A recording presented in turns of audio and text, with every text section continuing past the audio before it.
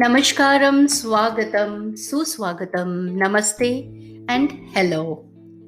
Yes, you will sense from my voice today that it is getting colder in the part of the world I live in. Very cold. Especially because it has also been raining from last few days, bleaking our chances of a full-blown autumn leaves.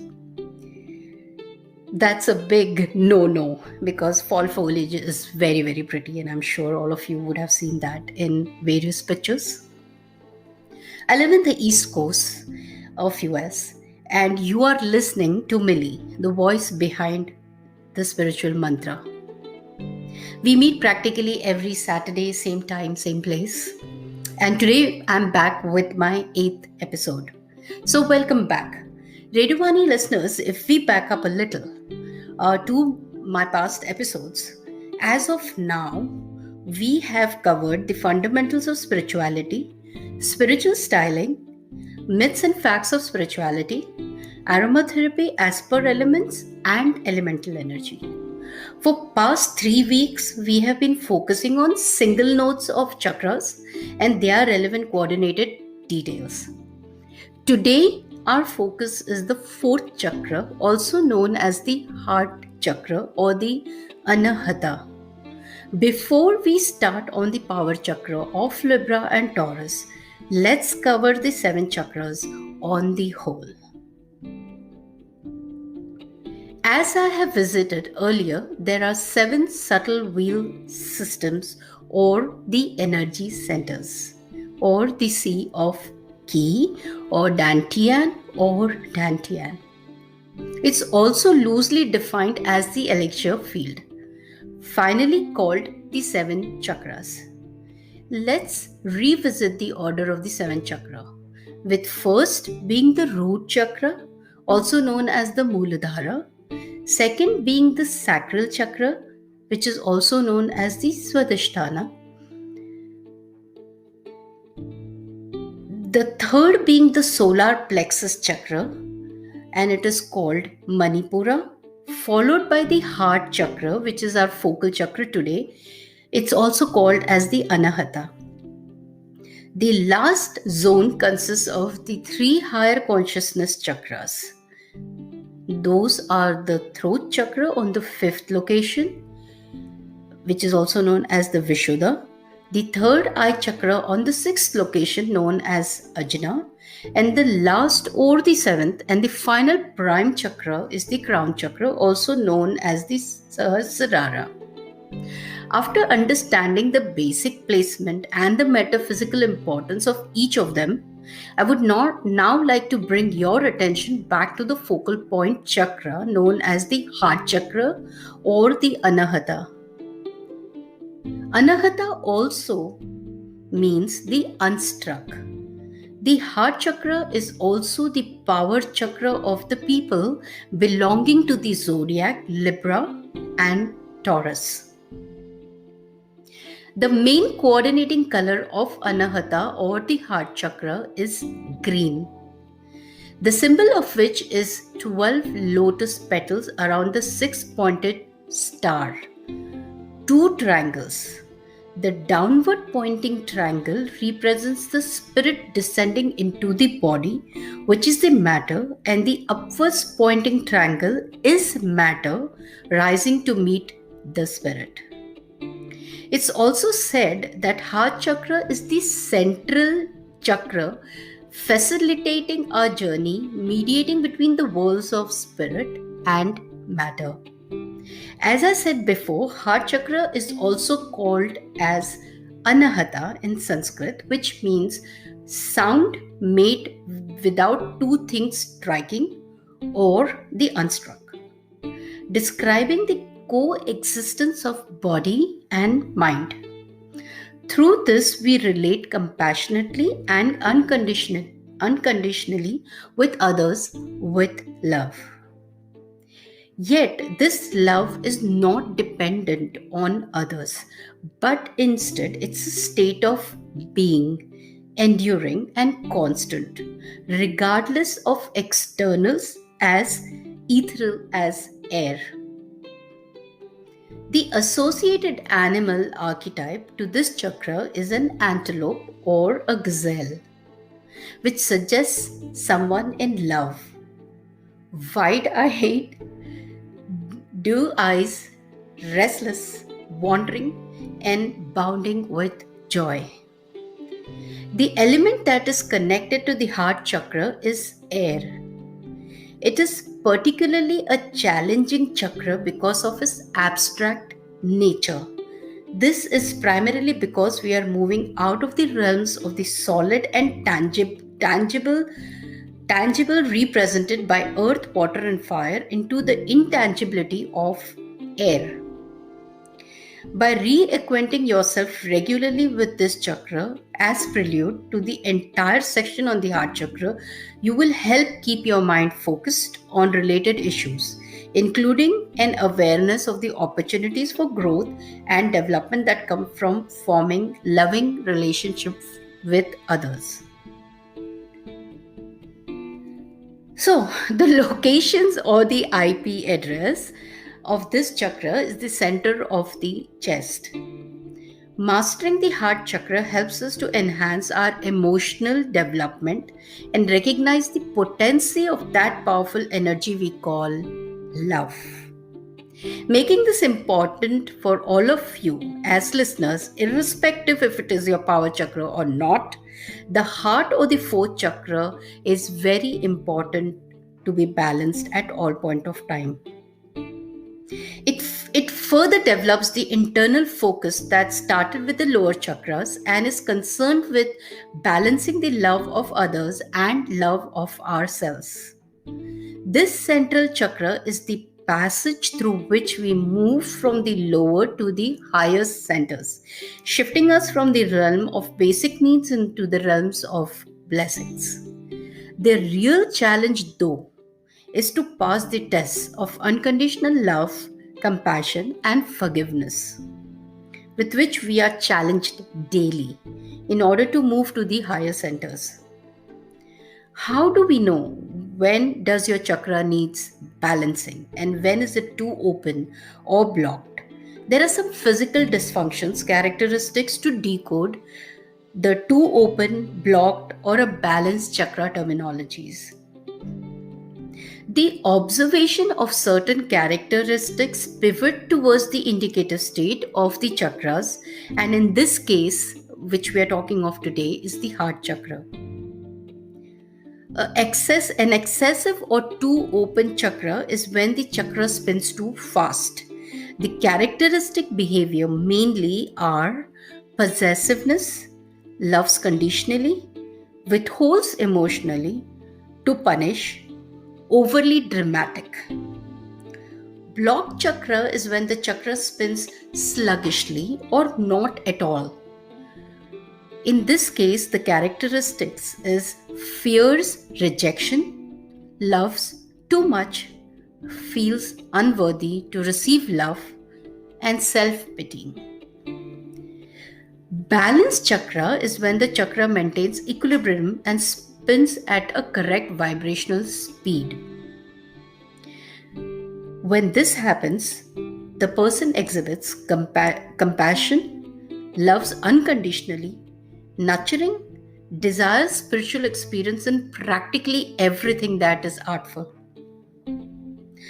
The question is, how does one balance any or all of their chakras?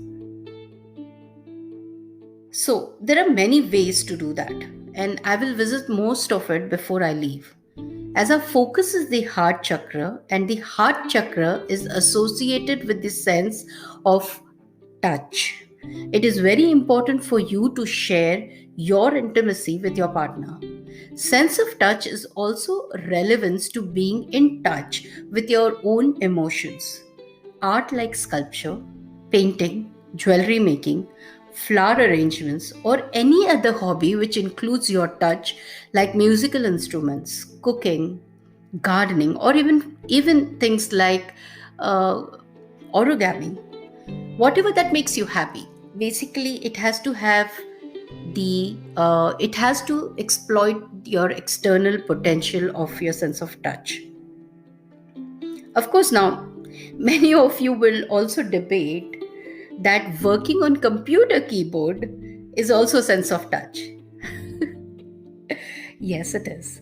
But I would dare to call you oversmart, as it's not an activity that creates vibrational energies that radiate into an aura, a feeling of happiness, a de stressor, or a deloader.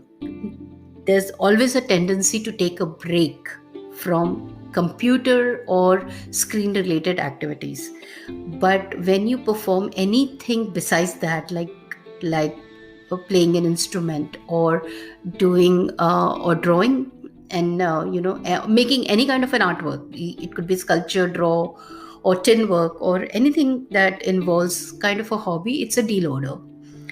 So the other favorite way, anyway, is to balance via the burning of aromatic oils. And the aromatic oils for heart chakra is the oils like rose, bergamot, and melissa. Of course, the other most popular way to balance is to wear the crystals related to this chakra, namely the rose quartz, green jade, watermelon tourmaline, green calcite, and aventurine quartz. Crystals work wonders on heart chakra balancing as it plays instrumental to the sense of touch again.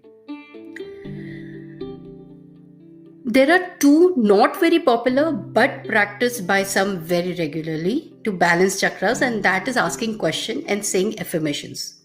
So now I will list the following questions that you need to ask yourself each day for heart chakra. Mind you, the phrase can change, but the gist should remain the same. So we start. Do you respond to others through the mind and intellect rather than the heart? Tune in to your heart's message. Focus on what you truly feel without judging. The heart always has the answers. Next, how do you feel connected to others? Try going out and smiling at people. You'll be surprised how many smile back at you. The third one, are you hard on yourself for failing? This chakra is about the balance not just with others but with yourself too. Honor your dark and light side. Do you put on a good face? Learn to detach from your feelings. Acknowledge pain in your heart. Hear and rejoice and move forward. That is important. Are you compassionate or judge others easily? Everyone's reality is different. Know that no one can hurt you. It's always how you react to what they do to you is the cause of your pain. So I'll repeat this again. Are you compassionate or judge others easily? Everyone's reality is different. Know that no one can hurt you, as it's how you react to what they do to you is the cause of your pain. This is a very important phrase. Always remember, and it took me many years to really put this into practice. I will repeat once again. Know that no one can hurt you. It's how you react to what they do to you is the cause of your pain. It is very important factor. The faster you learn this, the faster you learn how to balance your heart chakra. And mind you, heart chakra is the center of all the chakras. It is correlated to the matter and the spirit. It is the chakra for your ultimate growth. So if anything is holding you from your growth, it's you and only you. No one else is to be blamed. Now let's come to the affirmations. I send love to everyone I know. All hearts are open to receive my love. I accept pain, and I know it is an important part of my life, my growth, and my development. I love myself for who I am and the potential within me. I'm grateful for love in my life. Other people deserve my compassion. The love I feel for myself and others is unconditional. If someone does not love me, they may be limited in their expression of love and deserve my compassion. Make it a practice to have the color green as much as possible around you, as in your altar as you meditate, or in the place where you meditate. And in order to know more about the mudras and the mantras of the heart chakra or any others of the seven chakra, do write to me for getting the full access to my resource links.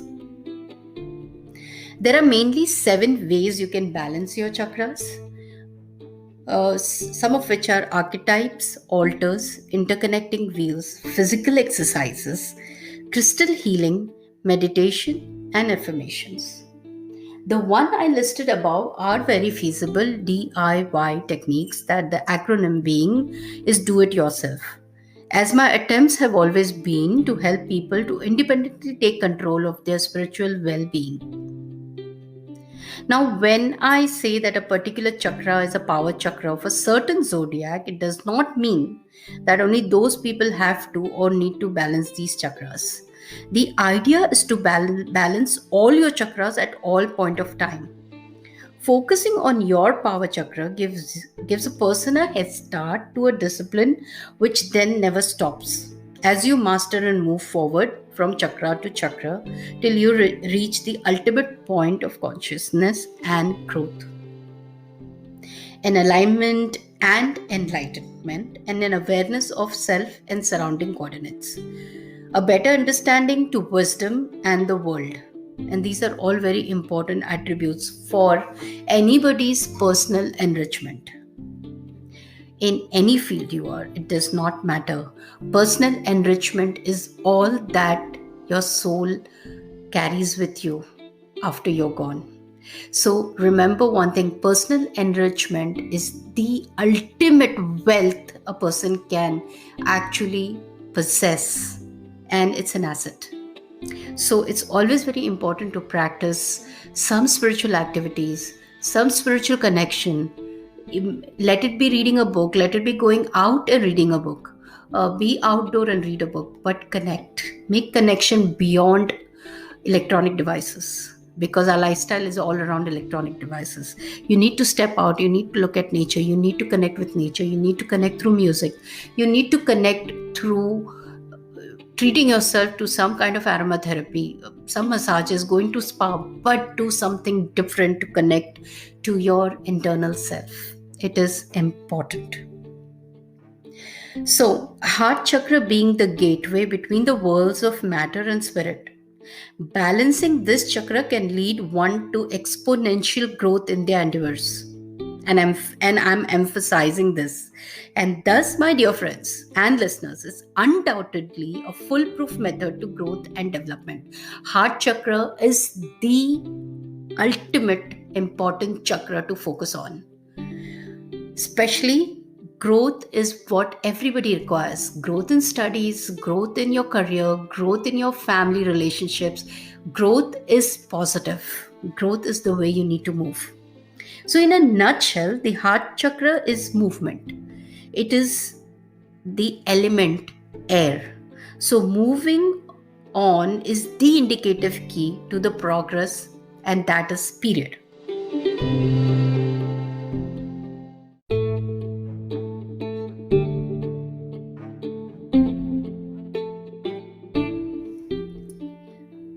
So in the world of chakra balancing, there are terms like archetypes and altars.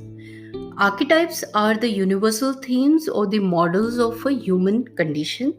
They provide us, the healers, to understand the emotional experiences, both what you are and what you want to be.